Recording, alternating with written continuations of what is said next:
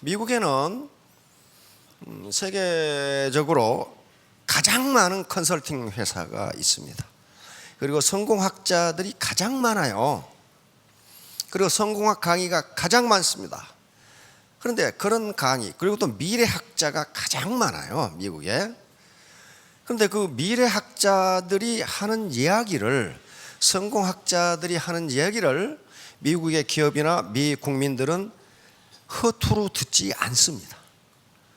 1970년대, 80년대 이미 미래학자들은 지식정보화 사회가 온다고 경고를 했어요. 지식정보화 사회.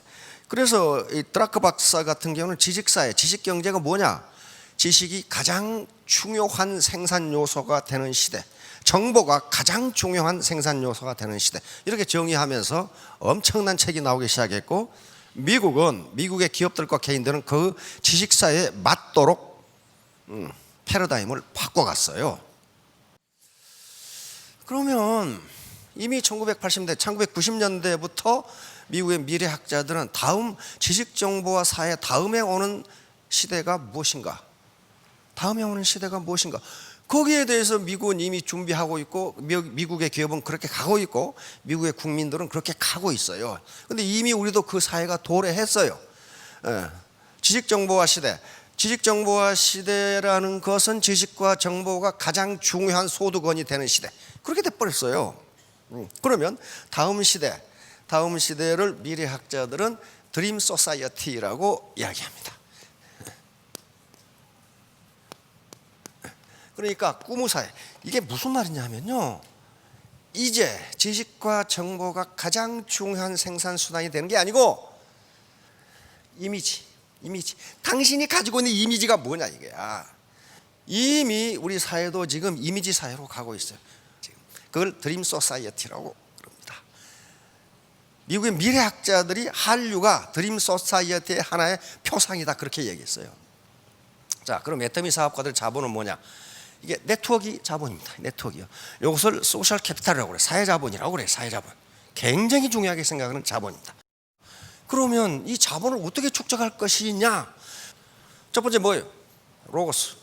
논리적으로 당신은 상대방을 설득할 수 있느냐 하는 문제예요. 아니, 애터미 사업을 하라고 그러면서 횡설수설하고 있다. 설득 안 돼요. 근데 이게 설득에 차지하는 비중이 뭐냐면 얼마예요? 10%. 다음 파토스. 그 사람 감성에 호소해야 돼. 감정의 흐름에 맞도록 해야 된다. 가장 중요한 게 뭐예요? 에토스. 인격에서 우러나오는 신뢰감이에요. 도대체 이 인간을 믿을 수가 없는데 어떻게 사업을 같이 하냐 말이에요. 안 되는 거예요. 이게 바로 이미지라고 하는 거예요. 이미지. 그리고 매력이라고 하는 겁니다. 자, 다음. 사업 성공은 아주 간단해요. 우리 센터에 좀 나에게 오게 하고 머무르게 하고 다시 오게 하면은 그거 끝나요. 근데 이게 쉽지가 않다, 그 말이에요. 그게 바로 리더십이고 매력이에요. 매력이 있으면 오게 돼 있어요. 신뢰를 잃으면 절대로 오지 않아요. 인간의 능력, 1990년대, 1980년대까지만 하더라도 이 인간의 능력은 두 개로 나누는데, 인지 능력, 이거 IQ와 관계되는 것인데, 이것이 인간의 일생을 결정했어요. 인간의 일생을 결정했다고.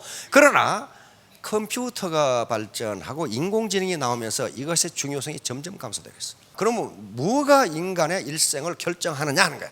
누가 성공 여부를, 무엇이 성공 여부를 결정하느냐. 그것을 학자들은 비인지능력, non-cognitive ability라고 합니다. 이것은 IQ와는 관계없는 거예요. 예를 들면 열정과 용기. IQ가 높다고 열정이 있는 게 아니라 그 말이에요. 자, 이런 것들이 인간의 일생을 결정한다는 거예요. 자, 피에르 브루디에라고 하는 프랑스의 저명한 사회학자가 있는데, 이 학자가 인간의 불평등, 어째서 잘 사는 사람은 대대로 잘 살고 가난뱅이는 대대로 가난한가, 그 이유가 뭔가 하는 걸 연구한 게 자체가 무슨 자본이에요? 경제자본. 다시 말하면 돈이에요. 부모로부터 재산을 얼마나 물려받았느냐. 많이 물려받으면 잘 살잖아요. 그렇죠? 이 경제 자본 말고 상류 클래스에 있는 사람들은 두 가지 자본이 더 있더라는 거예요. 사회자본. 이게 인맥이에요. 인맥. 상류 사회가 형성하고 있는 인맥은 이 밑바닥 사람들이 형성하고 인맥하고 다르다 그런 거예요. 그 다음에 문화자본이요. 이거 쉽게 말하면 학력이에요. 이 상징자본입니다. 굉장히 좋은 학력. 학위 이런 것들을 가지고 있더라. 그러니까 아무리 세금을 많이 내도 그 자손 대대로 잘 살더라는 거예요. 이걸 알기 때문에 상류 사회는 굉장히 어퍼 클래스의 이 사회적 인맥과 그리고 높은 학력을 자손들에게 물려준다는 거예요. 이렇게 되면 어떻게 돼요?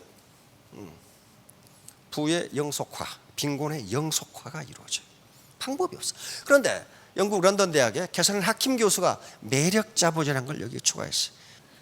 그런데 이 매력 자본을 추가함으로써 가난한 집 자식이 상류 사회로 올라갈 수 있는 기회를 만들어준 거예요. 누구든지 매력이 있으면 상류 사회로 올라갈 수 있다. 이건 이미 연방준비은행 경제학자들이 외모 프리미엄은 있는가라는 주제로 계속 연구를 했어요. 결론은 뭐겠어요? 있다요. 잘생긴 남자, 잘생긴 여자가 승진도 빠르고 소득도 많다요. 아주 불편한 진실이죠. 그런데 여기서 말하는 것은 매력이에요. 매력. 꼭 매력이 얼굴이 이쁘다고 매력 있는 게 아닙니다. 자, 이 양반 노벨 경제학상 수상자예요. 이스라엘 분인데 미국 교수죠. 자, 성공 여부를 좌우하는 것은 지능이나 학벌, 운이 아니라 무엇이다? 매력이다. 매력이 있느냐 없느냐를 결정하는데 몇 초 걸린다고 그랬어요? 3초 엄청 긴 거 0.1초입니다. 근데 한국인은 통상 첫인상을 결정하는데 3초 걸리는데 시간을 더 많이 줘봤답니다. 5초 정도. 5초 주니까 어떤 현상이 빚어지냐면은 3초 동안에 1초 만에 결정한 인상을 더 왜 그렇게 결정했는지를 합리화시키는 시간이라고 합니다. 그걸 바꾸지를 않아. 그래서 처음에 인상이 더럽게 여겨지면 그 인상을 바꾸는데 60번을 만나야 되고 기존에 제공한 정보보다 200배를 제공해야 겨우 바뀐다고 해요. 그래서 그 첫인상이 굳어진다는 거예요. 자, 날리니 엠바디, 저명한 이게 사회심리학자인데 사람들이 성공하는 CEO 얼굴을 판단하는 데는 다른 사람들과 확실하게 구분하는 기준이 있다. 여러분들 지금 CEO입니다. 그렇죠? 사장님이라고 부르죠. 그건 일부러 그렇게 불러준 게 아니고 법적으로 사장님이에요. 왜? 회사와 개인이 전부 다 1대1로 계약을 해서 자기 기업을 자기가 CEO이면서 자기가 종업원이에요. 그런데 왜 재심합니다. 이렇게 라인을 가지고 하라고 그러냐? 그렇게 하는 게 상호 좋으니까 그렇게 하는 거예요. 그런 거지. 자기 파트너라고 해서 자기 부하 아니에요. 자기 스폰서라고 해서 자기 상관이 아니에요. 그냥 뭐 만약에 사장이라면 자기는 그러면 사원이 돼야 될 거 아니야. 그렇지 않고 다 사장이란 말이에요. 그러니까 이 CEO입니다. 우리는 반사적으로 능력 있는 사람에게 매력을 느끼며 이 미묘한 매력의 차이가 성공을 좌우한다. 세계적인 사회학자들이 미묘하다 그랬어요. 이게 수학적으로 분석이 안 돼. 왜 그 사람이 매력 있는지. 그 미묘한 차이예요 정말. 자, 다음 국민 총매력. 이제 앞으로는 그 나라 국민소득이 얼마냐가 중요한 게 아니고 그 나라가 얼마나 매력적이냐가 더 중요하게 될 것이다 하는 거예요. 바로 국민의 생활양식, 가치관, 미적 감각, 철학, 문화적 가치, 이 이미지야, 이미지. 그 사업자의 이미지가 어떻느냐에 따라서 성공 여부가 결정된다는 거예요. 이게 세계적인 성공학자인데 세계 최초로 대학에 미래학이라는 강의를 개설해서 강의를 한 양반이고 그런 양반이에요. 그래서 앞으로는 국민 총매력 지수, 국민 총매력이 그 나라의 국력을 결정한다는 거예요. 이미지죠, 이미지. 그러면 이제 그래서 이 사람이 드림 소사이어티가 될 거라고 얘기한 게 당신의 이미지, 당신의 매력이 어떻느냐 하는 거예요.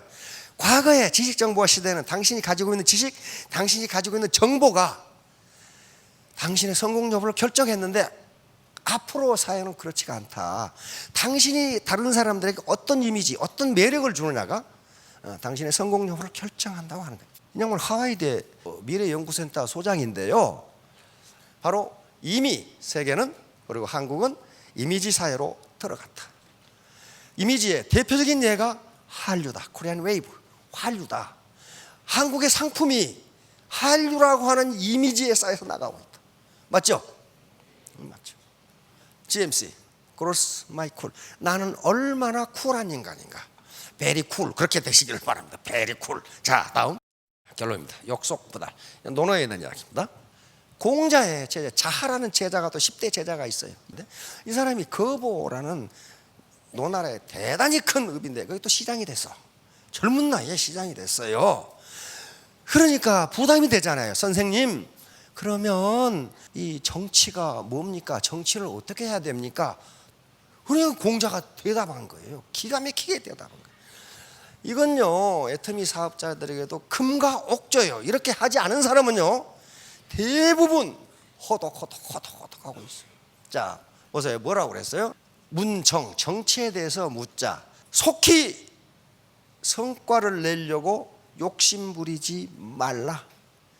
작은 이익을 바라지 말라. 욕석적부달. 빨리 성과를 내려 하면 오히려 이루지 못하고, 작은 이익을 욕심내면 큰 일을 이루지 못한다. 야, 역시 수제자와 스승 간의 대화입니다. 선생님, 정치가 뭡니까? 그러니까 너무 속히 성과를 내려고 하지 말라. 작은 이익에 집착하지 말라. 너무 속히 성과를 내려 하면 오히려 이루지 못하고, 작은 이익에 집착하면 큰 일을 이루지 못한다. 자, 오늘 여러 가지 얘기를 했는데요. 결론은 그렇습니다. 내 이미지, 내 매력은 무엇인가? 이건 얼굴이 잘생겼다 못생겼다의 문제가 아닙니다. 내 생긴 대로 어떻게 이걸 매력적이게 할 것인가? 그걸 연구하신다면 3년 후 5년 후에 모두 스타마스터, 로얄마스터가 될 겁니다. 모두 성공합시다. 감사합니다.